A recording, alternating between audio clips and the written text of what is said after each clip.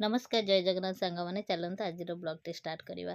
आज ब्लॉग पूरा सकाल सकाल आपको नहीं आसी ब्लॉग स्टार्ट कर देची।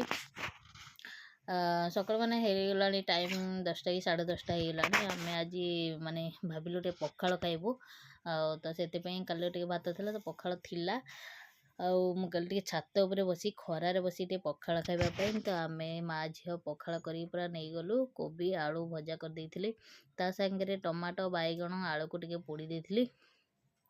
आज जेहेतु शनिवार अच्छी टे आइंस तो किसी पोड़ी है कि भाजी है खाइलु खाली एमती दला दली करके चकड़ी खाइलु। आ दला दली तो पखालटा पड़ेगा आपण मैंने जानते ता सांगे मूला टिके बेसर दे भाजी थी आ कंचामूला खाई कौ मैंने कंचामूला खाती टे कमेंट करी कहे।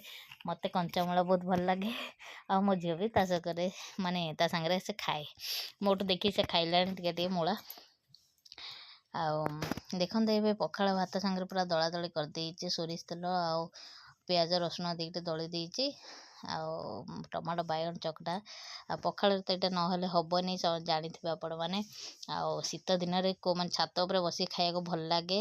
आगु तो गाँव में सब दांडे बस खाऊे आजिकल तो सहर बजार ये टाइप देखो मौसम पूरा भुवनेश्वर रे 2-3 दिन है पूरा मेघपाग करके रही तो से टिके खरा होता तो जाकि आम माझे ऊपर छात बसिकी खाऊलु पखाल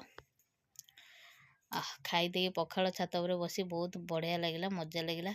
आबे मो झी आसला कहला मत कहीं डाकिलुनि खाईदेलु कहीं मत कहला किंतु से कुआडे बुलूला मोबाइल देखुला से डाक नी एवं आसला ताको भी बेसी पखाल देलेनी कारण ठंडा होती से कम टे खाइला 2-3 थर खाईदे से तार उठे पलैला।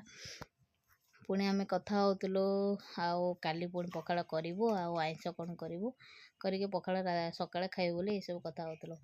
मु बहुत दिन है वीडियो करू नथिली कारण किछिटा गोटे कथा थिला बोल करनथिली तो एबे मु भाबुची किछि जण पई मते वीडियो करबा को बाध्य हेइची तो मु आगु जणेबी मो वीडियो रे एमती लगे रही थांतु।